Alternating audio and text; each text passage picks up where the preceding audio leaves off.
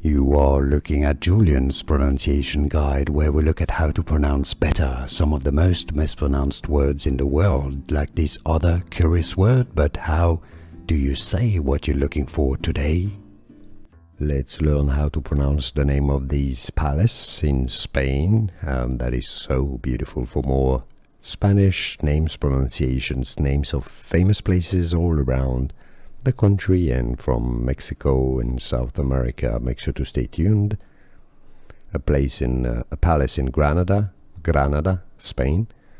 Alhambra is how it's pronounced in Spain, how they say it in Spain. The H is not pronounced, so you could ignore it.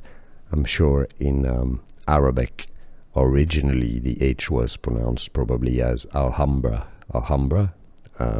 but in Spanish today the H is not pronounced, so Alhambra, or in English you can say it as Alhambra.